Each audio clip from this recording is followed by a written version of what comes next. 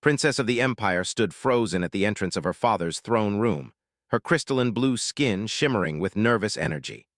The massive doors, carved from living and embedded with precious metals from a dozen conquered worlds, had just sealed behind her with a resonating thud that seemed to echo through her very bones. She had been summoned urgently from her studies in the Royal Academy. The message had been brief but alarming. Your presence is required immediately in the throne room. The fate of our empire may depend on what transpires in the next hour.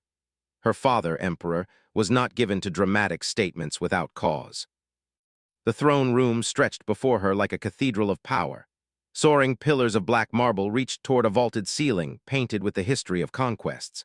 Holographic displays showed the current extent of their empire spanning 3 galactic arms, with over 2,000 subjugated species paying tribute to the crown.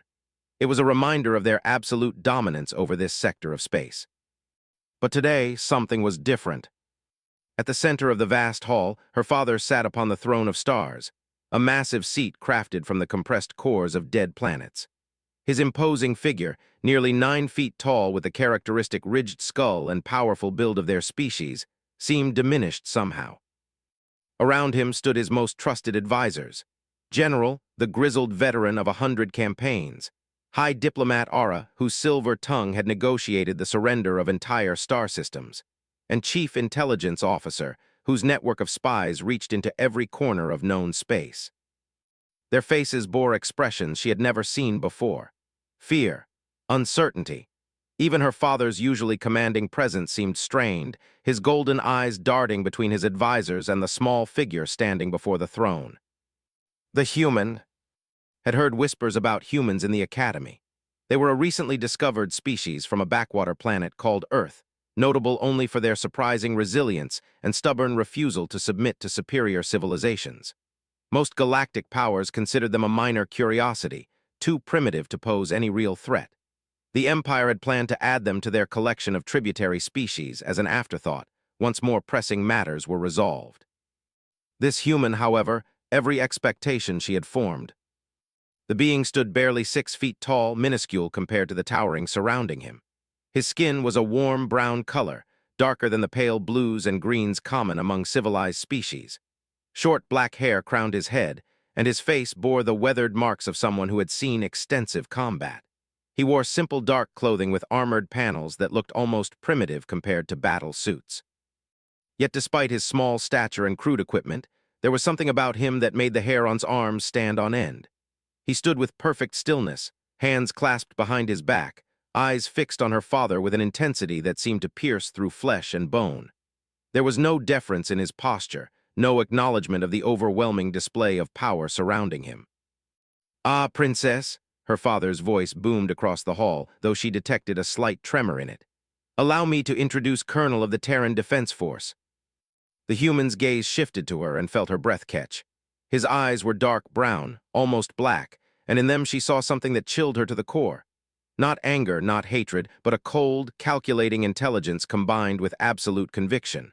This was someone who had looked death in the face countless times and never blinked. "Colonel has come to deliver a message," the Emperor continued, his words carefully measured. "The humans have declined our generous offer of incorporation into the Empire." General stepped forward, his face twisted with disgust. "This primitive refuses to bow before the might of the Empire. He stands there as if he were our equal." The human's expression didn't change, but when he spoke, his voice carried across the vast hall with surprising clarity. "I stand here as the representative of free humanity. We have examined your generous offer and found it lacking." "Lacking?" High Diplomat Aura's voice rose in pitch. "We offer your species protection, prosperity, and a place in the greatest empire this galaxy has ever known." "You offer slavery with better food," the human replied calmly. "We've seen what happens to species that accept your protection. Their children grow up speaking instead of their native tongues. Their cultures become footnotes in your museums. Their warriors become your cannon fodder." Watched in fascination as her father's advisors bristled at the human's words. She had never seen anyone speak so boldly in the presence of the Emperor. Even allied species showed proper deference when addressing the throne. This human spoke as if he were negotiating between equals. "You forget yourself," her father said, his voice carrying the weight of authority that had cowed entire worlds. The Empire spans 3 galactic arms. We command fleets that could turn your entire solar system to ash. What makes you think your primitive species can stand against us? For the first time since entering the throne room, the human smiled. It was not a pleasant expression. "Because, Your Imperial Majesty," he said, "you've never fought humans before." The silence that followed the human's words stretched like a taut wire ready to snap. Could hear her own heartbeat thundering in her ears as she watched her father's golden eyes narrow dangerously. No one spoke to the Emperor of the Empire with such casual defiance and lived to tell about it. "You have remarkable courage for such a small creature," Emperor said slowly, each word dripping with menace. "Or perhaps it is simply ignorance. Tell me, Colonel, what do you know of the Confederacy?" The human's expression remained unchanged. "Former mining consortium, controlled 12 star systems in the outer spiral, population of roughly 40 billion. They fell to your empire 7 years ago after a 3-month siege." "Indeed, and the Republic." "Agricultural worlds, 22 systems, 80 billion souls. They surrendered after your fleets destroyed their orbital habitats." The human's voice carried no emotion as he recited these facts like a student answering exam questions. General stepped closer, his massive frame looming over the human. "Those were civilizations far more advanced than yours, with fleets numbering in the thousands and planetary defenses that had stood for centuries. What makes you think your backward planet can accomplish what they could not?" Colonel turned to face the general directly. Noticed he didn't crane his neck to look up, didn't show any sign of intimidation despite the general's imposing presence. Instead, he regarded the warrior with the same calm assessment she might give to an interesting specimen in the Academy's biology labs. "General, may I ask you a question?" His face twisted in surprise. "You dare?" "When was the last time you personally led troops in ground combat?" The human interrupted. The question hung in the air like a challenge, saw something flicker across the general's features. Uncertainty. After a long moment he replied, "The siege of Prime 3 years ago." "And how long did that siege last?" 18 days, said proudly. "The defenders thought their mountain fortresses would protect them. We proved them wrong." The human nodded thoughtfully. 18 days against an established civilization with prepared defenses. Not bad. On Earth, General, we call that a warm-up. Chief Intelligence Officer, who had remained silent until now, stepped forward. "Your bravado is amusing, human, but we have studied your species extensively. Your technology is primitive, your military fragmented into competing nations, your weapons barely capable of reaching beyond your own atmosphere. Our intelligence networks have monitored your global communications for months." For the first time, the human's composure cracked slightly and caught a glimpse of something that made her scales prickle with unease. It wasn't fear or concern, it was amusement. "Your intelligence networks," Colonel said slowly, "have been feeding you exactly what we wanted you to see." The words hit the throne room like a physical blow. His normally composed demeanor shattered, his pale features darkening with anger. "Impossible. Our surveillance systems are undetectable by your technology." "Undetectable by our publicly known technology," the human corrected. "Tell me, officer, what did your intelligence reports say about human military doctrine?" Hesitated, clearly uncomfortable with being questioned by someone he considered a primitive.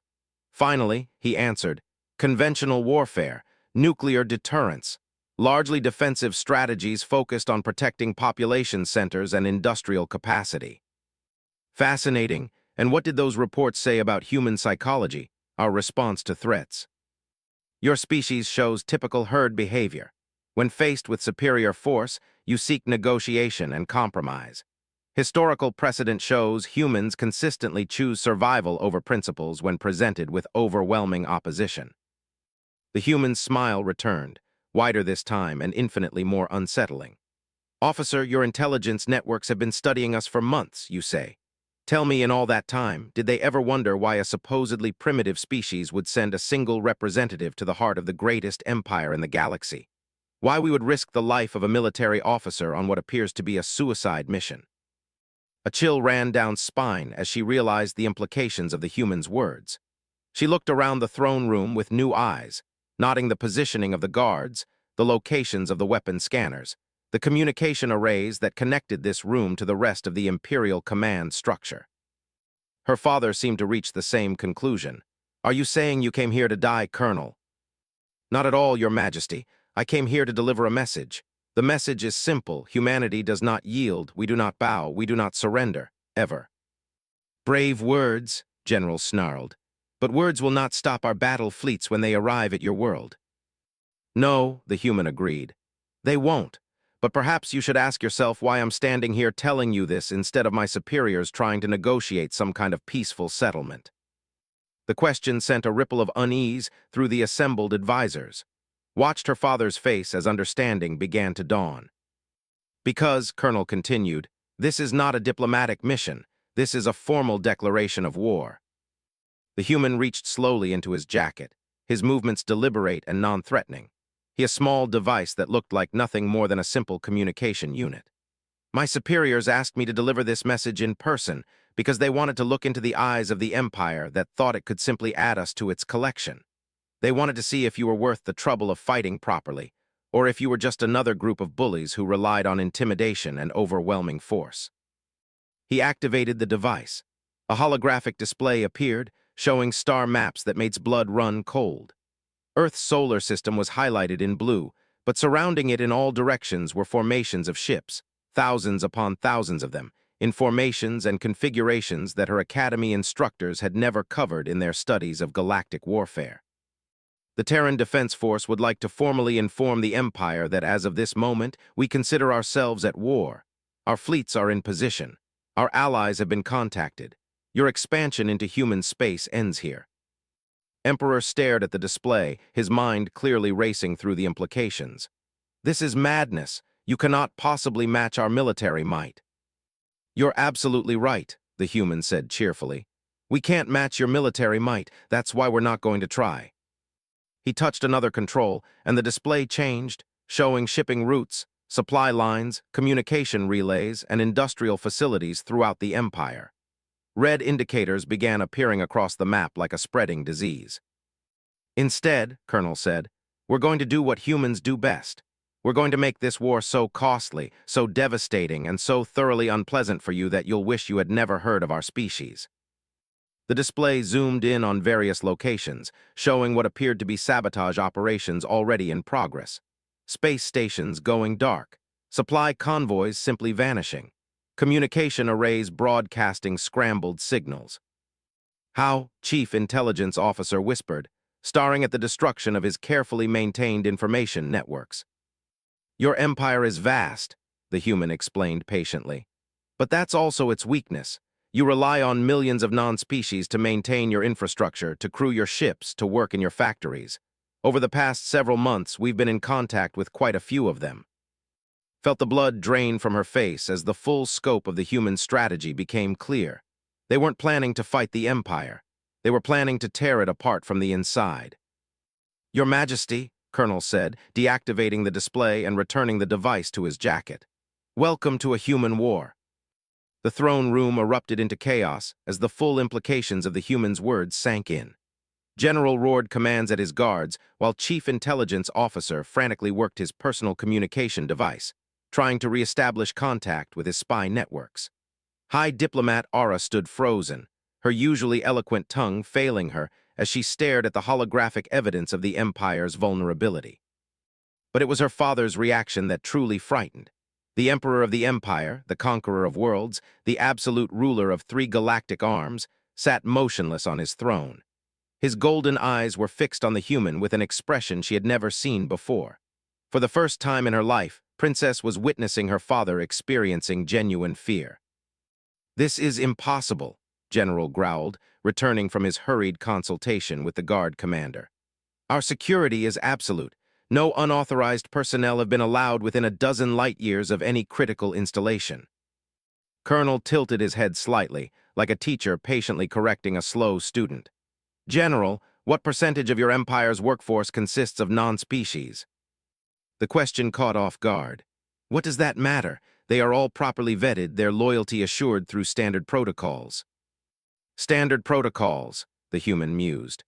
Would that be the implanted loyalty chips, the family hostages, or the simple threat of orbital bombardment if they misbehave?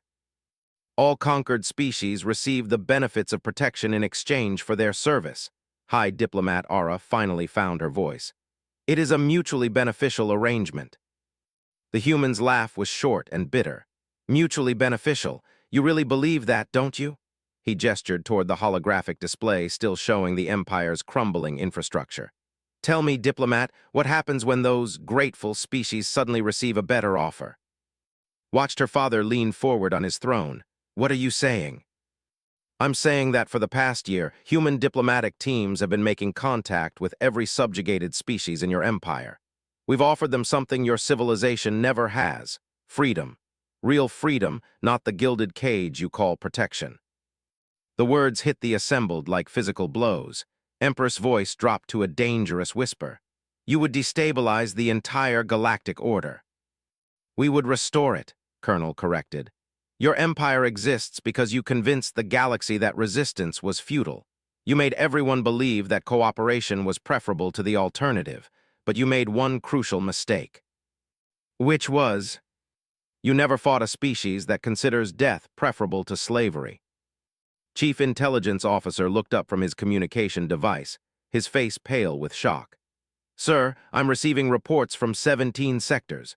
Communication blackouts, industrial sabotage, cargo ships broadcasting distress signals before going silent. 18 sectors now, another aide whispered, approaching with a data pad. The mining consortium has declared independence and is requesting human protection. The Technical Academy has shut down all weapons research facilities. And sir, his voice faltered, the shipyards have just transmitted their surrender to human forces. The throne room fell silent except for the soft humming of environmental systems.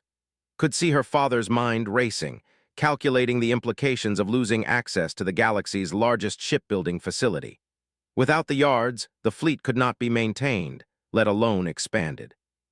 How many? Emperor asked quietly. Colonel consulted his communication device. As of right now, 47 species have declared independence from your empire. 12 more are in active rebellion. The remainder are reconsidering their options. In one day, General's voice cracked with disbelief. Oh, this wasn't accomplished in a day, General. This has been a 3-year operation. Human diplomatic teams, human special forces, human intelligence operatives, all working to build networks throughout your territory. We just activated them all simultaneously. Found herself studying the human with new eyes. There was something profoundly unsettling about his casual demeanor as he described the systematic destruction of the greatest empire in galactic history. He spoke of it like an engineering project, a complex problem that required innovative solutions. But why? She found herself asking, speaking for the first time since entering the throne room. All eyes turned to her and she felt heat rise in her crystalline features. Why go to such lengths? You could have negotiated. There are always alternatives to war.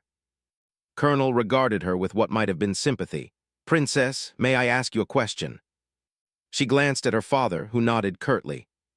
When your empire incorporates a new species, what happens to their children? The question seemed innocent enough.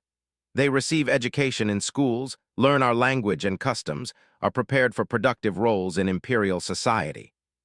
And their original language, their cultural traditions, their religious beliefs. Hesitated, she had never really considered these things important. Those are phased out over time to promote unity and efficiency.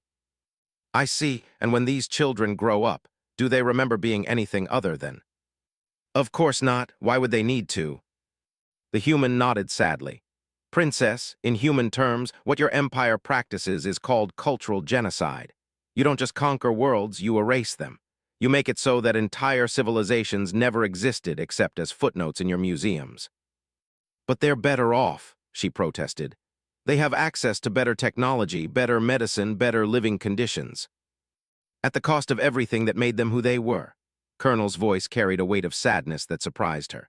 Princess, on Earth we have a saying, what profits a man if he gains the whole world but loses his soul? Your empire offers material prosperity in exchange for spiritual death. Emperor stood abruptly, his towering form radiating authority despite the chaos around him. Enough philosophy. Colonel, you've made your point. What are your terms? Terms, the human seemed genuinely puzzled. For ending this madness, for calling off your rebellion, name your price. Colonel was quiet for a long moment, studying the Emperor with those dark, calculating eyes. When he finally spoke, his voice carried absolute finality. Your Majesty, I don't think you understand. This isn't a negotiation. This isn't a diplomatic crisis that can be resolved with the right concessions. This is a war between two completely incompatible visions of how the galaxy should be ordered. He gestured toward the holographic display showing the collapsing empire. You built your civilization on the premise that might makes right, that the strong should rule the weak, that order and efficiency are worth any price. We reject that premise entirely. Then what do you want? We want you to leave, pack up your fleets, gather your people, and withdraw to your original star system. Leave the rest of the galaxy alone. The suggestion was so audacious that for a moment no one in the throne room could process it. General was the first to recover. Impossible, the Empire cannot simply withdraw. Then, Colonel said with terrifying calm, we'll make withdrawal your only option. The days following Colonel's declaration blurred together in a nightmare of cascading disasters. Found herself spending most of her time in the Imperial Command Center, watching helplessly as the Empire disintegrated before her eyes. The massive holographic display that dominated the center showed the Empire's territory in real time. What had once been a solid expanse of blue was now riddled with red zones of rebellion, yellow areas of unrest, and growing patches of where communications had been completely severed. Each hour brought new reports of lost systems, defecting fleets, and infrastructure failures that seemed impossible to explain through conventional sabotage. Report, her father commanded as admiral or approached the command throne. The admiral's usually pristine uniform was wrinkled and stained with exhaustion. The situation continues to deteriorate, Your Majesty. We've lost contact with the entire 7th Fleet. Their last transmission was from the system, where they were investigating reports of rebellion among the local mining colonies. Emperor's jaw tightened. An entire battle fleet doesn't simply vanish, Admiral. No, sir, it doesn't. Admiral or activated his personal display, showing scattered debris fields. Our long-range sensors detected massive energy signatures consistent with fleet-scale combat, but when our reconnaissance ships arrived, they found only wreckage. No enemy vessels, no signs of human technology, nothing to indicate what happened to our ships. General, who had aged visibly over the past week, leaned forward. The humans have been busy. 3 more shipyards have declared independence, and the medical consortium has announced they're providing humanitarian aid to liberated systems. Medical aid, Chief Intelligence Officer spat. They're treating the wounded from our counterattacks and calling it humanitarian assistance. Studied the tactical displays with growing fascination and horror. The human strategy was unlike anything she had studied in her military history courses. They weren't attempting to match strength with strength. Instead, they were systematically undermining the very foundations upon which the Empire rested. Princess, her father's voice broke through her analysis. You've been studying their tactics. What do you see? She hesitated, knowing her observations wouldn't be welcome. Father, they're not fighting a traditional war. They're fighting the concept of empire itself. Explain. Activated her own display, highlighting the pattern of rebellions and infrastructure failures. Look at the timing and location of each incident. They're not random. The humans are targeting the psychological pillars of our control. She pointed to a cluster of red zones. Here, they supported a rebellion on Vex Prime just as our propaganda networks were broadcasting news of successful negotiations with the Tertian Republic. The message to other species was clear. Even our most loyal subjects can successfully resist. Her finger moved to another area. Here, they helped the refugees establish an independent colony in previously uninhabited space. They're proving that life outside the Empire isn't just possible, it's preferable. Emperor studied the display with growing understanding. They're demonstrating that we're not invincible. More than that, Father, they're proving that we're not inevitable. For centuries, our expansion was based on the assumption that joining the Empire was the only path to prosperity and security. The humans are offering an alternative. Admiral shook his head in frustration. But their fleets are tiny compared to ours. Even with all these rebellions, we still have numerical superiority in every engagement. Do we? Highlighted another section of the display. Admiral, when was the last time we fought a purely battle? The question caught him off guard. After a moment of consideration, he replied, Aye, most of our crew members are recruited from member species. Exactly. Our ships are crewed by the same species that are now rebelling. Our factories are operated by workers whose home worlds have declared independence. Our supply lines run through systems that are actively working against us. The implications hit the command center like a physical blow. The Empire had become so dependent on subjugated species that they could no longer function independently. Their very strength had become their weakness. Reports from the Outer Rim, another aide announced, approaching with a data pad. The human fleet has engaged Admiral's task force near the nebula. Everyone in the command center turned to the main display as the tactical feed came online. What they saw challenged every assumption about human military capability. The human ships were indeed smaller than vessels, but they moved with a fluid coordination that seemed almost organic. They fought not as individual vessels seeking glory, but as a single entity with a shared purpose. Their formations shifted and adapted in real time, presenting the forces with tactical puzzles that had no conventional solutions. How are they coordinating their movements? General asked in amazement. There's no central command ship, no communication delays. They're responding to changes faster than our sensors can track them. But it wasn't just their coordination that was unsettling. It was their weapons. The humans weren't using the standard energy weapons common throughout the galaxy. Instead, they employed kinetic projectiles, explosive devices, and technological innovations that seemed designed specifically to counter defensive systems. Sir, the communications officer called out, we're receiving a transmission from Admiral. The Admiral's image appeared on the main screen, his usually composed demeanor shattered. Behind him, his flagship's bridge showed signs of severe damage. Your Majesty, I must recommend immediate withdrawal. These humans, they fight like nothing I've ever encountered. Explain, Admiral. They don't seem to care about preservation of their vessels or crew. They've rammed 3 of my ships with their own, sacrificing themselves to achieve tactical objectives. They target our engines and life support systems instead of trying to destroy us outright. It's as if they want to disable us rather than kill us. Felt a chill run down her spine. They're capturing our crews. What? Father, think about it. If they destroy our ships, they eliminate potential threats but gain nothing else. But if they disable our vessels and capture our crews, they gain intelligence, propaganda opportunities, and potential converts. As if to confirm her analysis, another transmission came through. This time it showed officers, clearly prisoners but apparently unharmed, reading a statement to the camera. We are crew members of the KIS Retribution, captured during the engagement at. We have been treated with respect and dignity by our human captives. We call upon the Empire to cease this destructive conflict and pursue peaceful negotiations. The statement was clearly coerced, but the fact that the crew members were alive and uninjured sent a powerful message throughout the Empire. The humans were showing mercy to their enemies, something the military machine had never done.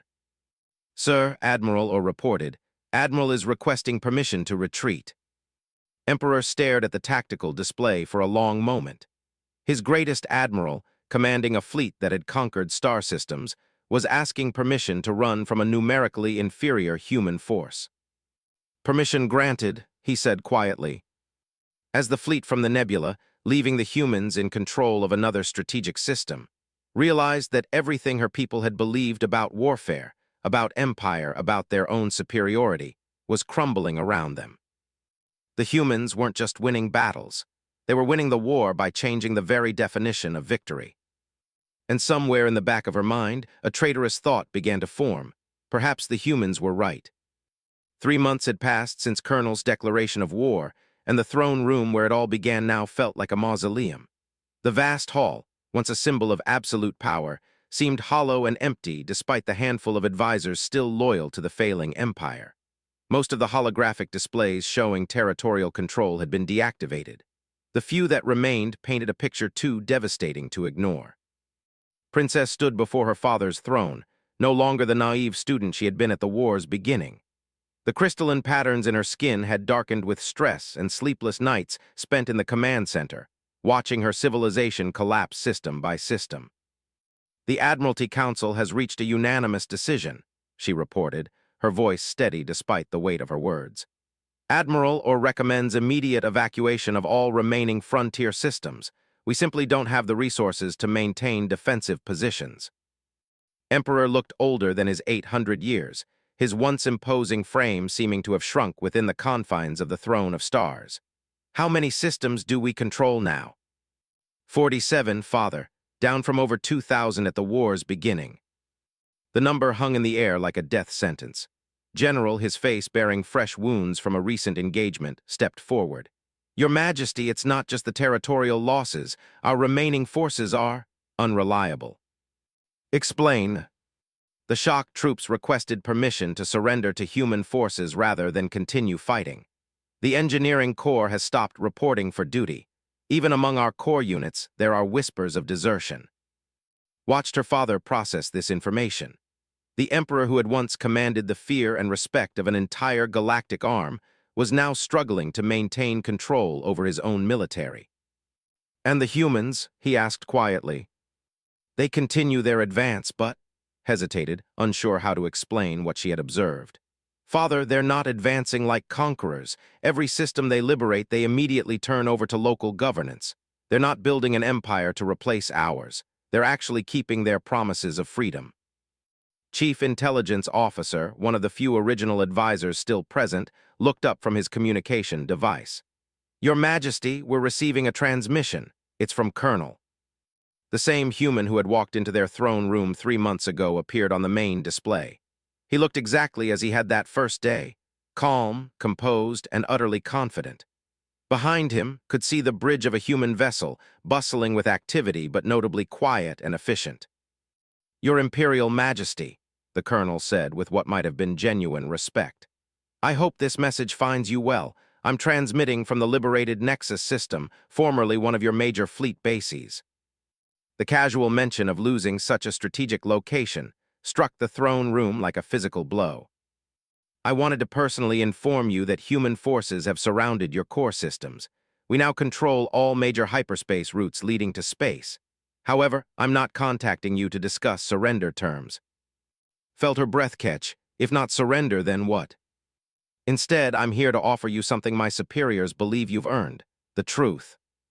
Colonel's image seemed to look directly at Emperor. "Your Majesty, you were never our primary target. The Empire was simply the most visible symbol of the galactic order we sought to change.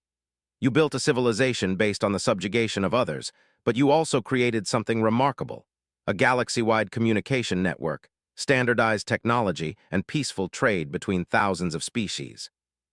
The human paused, allowing his words to sink in.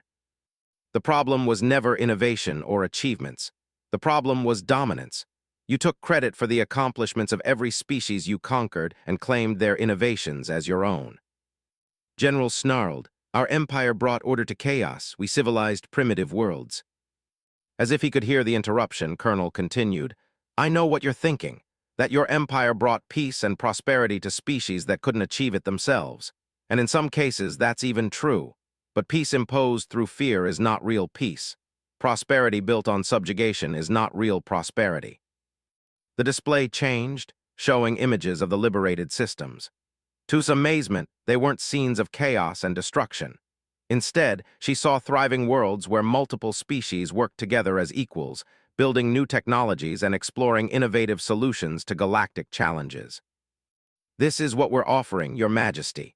Not the destruction of civilization, but the transformation of galactic civilization. A galaxy where strength is measured not by how many worlds you control, but by how many peoples choose to work with you." Emperor leaned forward, his golden eyes fixed on the human's image. "And what of my people? What becomes of in your new galactic order?" "That's entirely up to you," Colonel replied. "We've studied your species extensively and we've found much to admire. Engineering is remarkable. Your organizational abilities are unprecedented. Your capacity for long-term planning is extraordinary. These are gifts the galaxy needs." The human's expression softened slightly. "Your Majesty, we're not asking you to abandon everything you've built. We're asking you to rebuild it on a foundation of cooperation rather than conquest. Found herself leaning forward, fascinated despite herself. What exactly are you proposing? Colonel seemed to look directly at her through the display. Princess, I presume, we're proposing that the Empire voluntarily dissolve itself and that space become a founding member of what we're calling the Galactic Cooperative. You would maintain full autonomy over your core systems while contributing your expertise to joint ventures with other species. And if we refuse, General demanded, then you'll discover what happens when humans stop playing nice, the Colonel replied with frightening casualness. Princess, you've been studying our tactics. Tell your father what you think would happen if we decided to actually conquer rather than liberate. Felt all eyes in the throne room turn to her. After a long moment, she spoke. Father, they've been showing restraint. All their victories have been achieved while minimizing casualties and preserving infrastructure, if they wanted to destroy us rather than convert us. She couldn't finish the sentence, but she didn't need to. Everyone in the room understood. Colonel nodded approvingly. The princess understands. We could have turned this war into a genocide. Instead, we chose to make it a revolution. But that choice required your cooperation, if you force us to treat you as an enemy rather than a misguided neighbor. The threat hung unspoken but clear. Emperor was quiet for a long time, staring at the images of cooperative species working together on the display. Finally, he spoke. What guarantees do we have? How do we know this galactic cooperative won't simply become another empire with humans at its head? Because, Colonel said with a smile that reminded of their first meeting, humans don't want to rule the galaxy, Your Majesty. We just want to make sure nobody else does either. He gestured to something off camera, and the display changed to show a document. These are the proposed articles of the Galactic Cooperative. No single species can control more than 15% of the Governing Council. All major decisions require consensus from at least 60% of member civilizations. And most importantly, any member can withdraw from the cooperative at any time with no penalties. You're offering us equality, said wonderingly. We're offering everyone equality, the Colonel corrected. The question is whether you'll accept it voluntarily or will have to impose it by force. Emperor stood slowly, his towering frame still impressive despite everything that had happened. Colonel, your terms are acceptable, but I have one condition of my own. Name it. I want to meet with you in person, face to face as equals to discuss the transition of power. For the first time since she had known him, saw Colonel look genuinely surprised. After a moment, he nodded. Very well, Your Majesty. I'll be honored to negotiate with you as an equal. As the transmission ended, realized that she was witnessing the end of one galactic age and the beginning of another. The age of empires was ending. The age of cooperation was about to begin. And despite everything she had been taught, despite everything she had believed about superiority, she found herself looking forward to it. The humans hadn't just won a war, they had won her heart. In the silence that followed, Emperor turned to his daughter. Princess, you will accompany me to these negotiations. It seems the future belongs to your generation, and you understand these humans better than any of us. Bowed deeply, her mind already racing with possibilities. The galaxy was about to change forever, and somehow, impossibly, she was going to be part of shaping that change.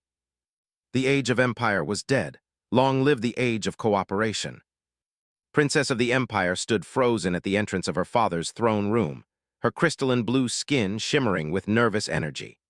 The massive doors, carved from living and embedded with precious metals from a dozen conquered worlds, had just sealed behind her with a resonating thud that seemed to echo through her very bones. She had been summoned urgently from her studies in the Royal Academy. The message had been brief but alarming. Your presence is required immediately in the throne room.